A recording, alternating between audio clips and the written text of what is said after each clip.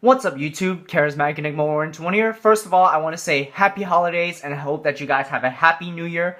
I haven't been posting much videos on my channel lately because a lot of stuff going on in my life right now.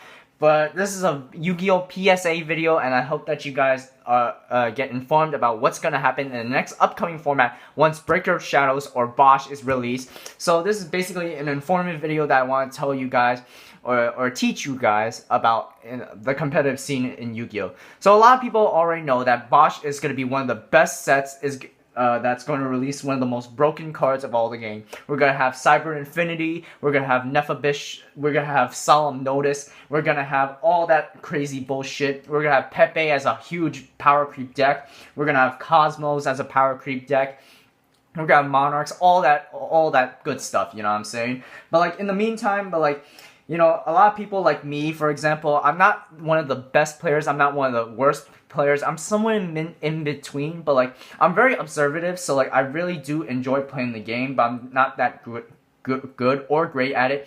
But I do understand like the whole concept of the game and like, you know, what to side in and what to side out of in the competitive scenes. So I want to give you guys my knowledge and my personal perspectives on which cards, which I believe will be one of the best cards to side deck of the format for January 2016.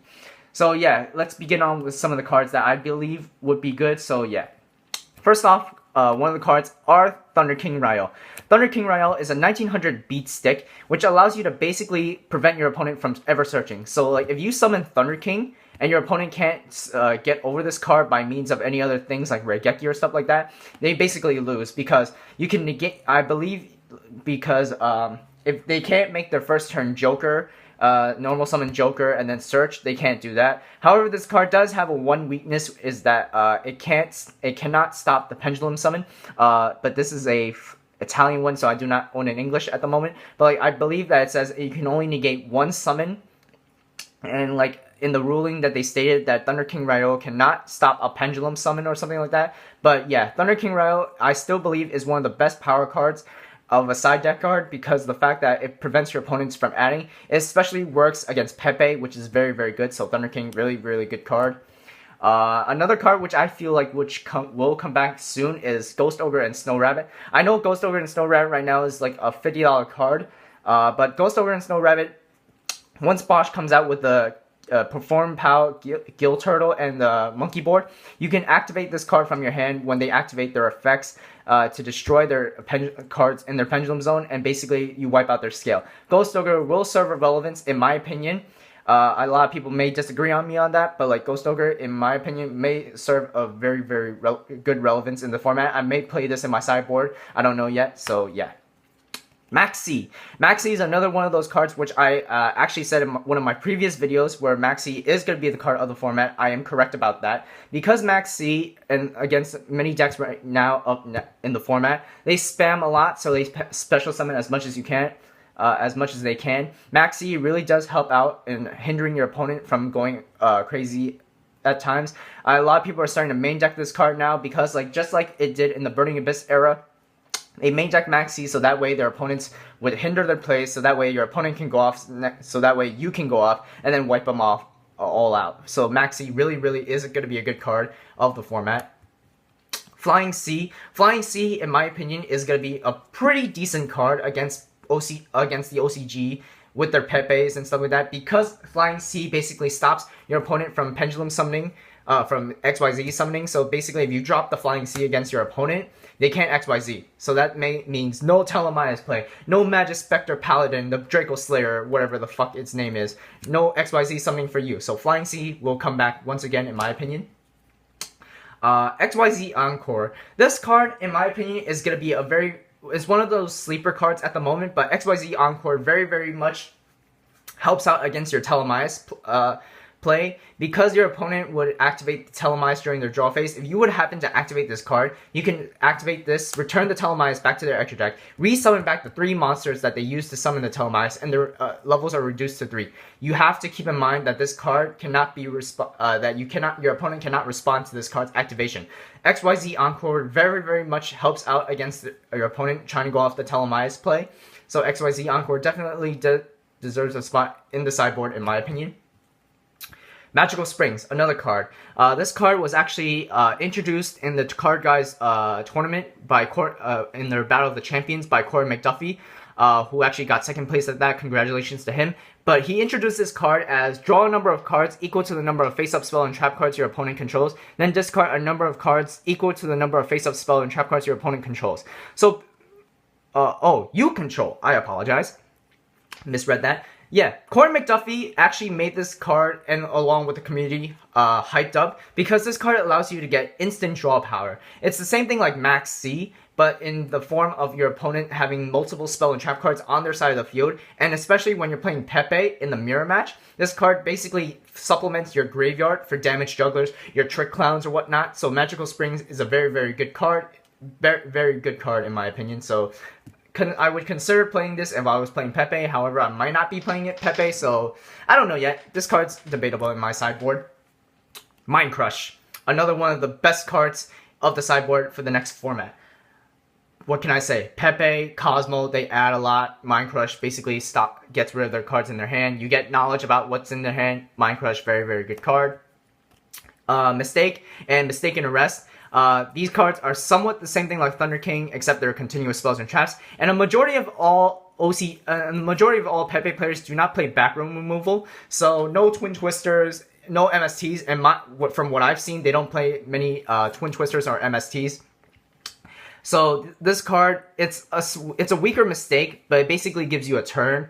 Mistake is a continuous trap card, which of course prevents your opponent from adding cards from your deck. So no monkey board, no Joker, no none of that bull crap. You know what I'm saying? So Mistake and Mistaken Arrest, all like Thunder Kings and stuff like that. Anti-Spell Fragrance. Now this card, after the past couple of months, got a huge increase. It was like, what, a $10 card, and now it's like a $20 card, $26 card. Anti-Spell Fragrance, one of the best cards of the format, in my opinion, because that your opponent cannot set the cards in their pendulum zone. So once you have this flip face up, your opponent cannot activate their scales to perform the pendulum summon, which will hinder them down. And like I said before, many PePe players do not play back removal, so no Twin Twisters, no MSTs, no Night Beams, or none of that bull crap. So Anti-Spell Fragrance, very, very good card. I would suggest anyone who wants to play this card, pick them up before they rise even higher. It's already at its ceiling price right now, but like who knows what the community might do to this card. They might hype this up even more, so I don't know. Stygian Dirge. This is basically like XYZ Encore once again, but like this time, it reduces all levels of face-up opponent's monsters, but controlled by one. So basically, whenever your opponent would pendulum summon 5 monsters, and you flip this card, all 5 of their monsters are reduced to level 3 because they lose their 1 level. So 4 minus 1 is 3. There, you got your math lesson for today. Stygian Dirge, very, very good card. A majority of all PePe players do not play a lot of rank 3s, or no rank 3s at all. So Stygian Dirge, you can catch them at a surprise factor. This card's very, very good. Just like back then during the Burning Abyss hype, the Evil Swarm hype or whatnot, Stygian Dirge, very, very, very good card. Goes in Match, another one of the cards that I would play for a specific deck that I would want to play, Mermails of course. Goes in Match, what this does is that only players can control one type of attribute. So say for a Mermail player like me, for example, I control a majority of water, a majority of the monsters are water. If your opponent would pendulum summon for all 5, say he has a fire, earth, light, or wind, or whatever, and you flip Goes in Match, they can only control one attribute. So basically, I don't know what the ruling on this card would be, but like, if you guys know it, comment down in the section below. Don't quote on me on this, but like, their monsters would go back to their extra deck, I think. But Goes in Match, yeah, your opponent would be caught off guard because they can only control one type of attribute, so they can't pendulum summon for 5 and go off on that bullshit. So Goes in Match is a very, very good card. I feel you should probably play it as a sideboard if you're playing one type of attribute in a deck. So Goes in Match, very, very good. Of course, we already know these 2 cards, Fairy Winds, Spell Shattering Arrows, and of course, Typhoon. These cards basically are mass removals of back rows and stuff like that, so you gotta play these. Fairy Wind, it's been long since before, it's been hyped up a long time ago when Clight Forts were out. Same thing with Spell Shattering Arrows, same thing when it's out with Clight Forts. Typhoon just recently got popular. because if your opponent controls 2 or more spelled cards, you can activate this trap card from your hand, which is pretty cool. If you play multiples of this, of course, you can knock out their monkey board, you can knock out their turtle, their luster pendulums, typhoon, very good. Grand Horn of Heaven. This is one of the counter traps that was actually released in docks, and a lot of people are already aware of this card, but I'm going to review it again. During your opponent's main phase, when they would special summon a monster, negate the summon, and if you do destroy that monster, then your opponent draws 1 card. Then end the main phase. So basically, in your main phase 1, your opponent would pendulum summon 5 monsters. You flip the Grand Horn of Heaven. All of their monsters would be destroyed, sent to the graveyard. Your opponent draws a card. Their main phase immediately comes to an end, so they have to enter the battle phase. Then they go to the main phase, or they go to the end phase and stuff like that, so on and so forth. I don't think I need to explain this further. A lot of people have explained this a lot before, so yeah. Kaiser Coliseum. This card, Kaiser Coliseum is debatable right now. A majority of players that I know that play this card is Kozmo players. Kozmo players, if they activate this card from their sideboard and they normal summon the Farm Girl, and if they're able to protect the Farm Girl with the Honest or something like that over the Skull Crobat Joker, they're guaranteed to like have control of field presence and back row presence. Because, like I said before, majority of PePe players that I see playing do not play back row removal. They don't play many monster removal cards, so like Regeki or Starcold and stuff like that. So for Kozmo players, if you're playing Kaiser Coliseum and you're playing Farm Girl and then you could just run away, special summon Dark Destroyer, it really hinders pendulums, especially when they're trying to pendulum summon. They can't pendulum summon, dude. So Kaiser Coliseum is a very good card. It's one of those sleeper cards. Pick this up. Shared Ride. This is basically from the old Necros format. I still see some potential in this card again. When your opponent would normal summon the Joker or activate the monkey board to search off, Shared Ride just gives you more pluses. Malcat, this is just a random card. I just decided to add in because why not? When your opponent attacks, you flip this and destroy their spell and trap cards. So Malcat, very good. Macrocosmo. A lot of people don't forgot about this card or probably don't play decks revolving around Macrocosmo anymore. But decks like Evil Swarms, Yosenjus, for example, Macrocosmo really hinders pendulums a lot because instead of going back to their extra deck, they go to the banish zone. So why not banish all of your opponent's pendulum monsters? You know what I'm saying? Macrocosmo, very good card. Well, depending on the deck that you're playing, of course, but Macrocosmo, very good. XYZ Universe. This card has gained a lot of popularity once again against the PePe matchup. So like say your opponent has a level 4 and a level 4, you flip the XYZ Encore and then XYZ Universe, and then you can just reattach it and make a Felgrand, or the DDD XYZ is something like that. So XYZ Universe, very good card. It's a $2 rare, but like who knows, whatever the community might do to this card, hype up the price again. And Imperial Iron Wall. This basically outs against Kozmo because you can't really, because Cosmos really can't banish anything. So if you have Imperial Iron Wall, this is a very good tech choice, very good side deck choice against the Kozmo matchup. So yeah.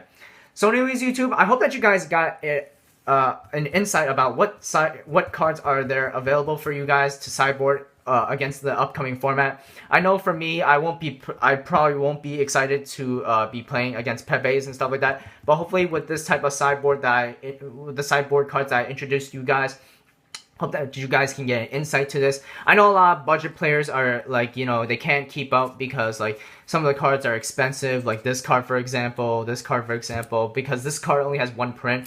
But Thunder King has multiple copies. It has a common print, so like check out like other options that you budget players can have. You know, you don't want to spend like hundreds of dollars worth of cards and stuff like that. But if you guys like are budget and like you want to play in the competitive scene and actually win, you know, just look up various options. I know this came out common and stuff like that. So yeah.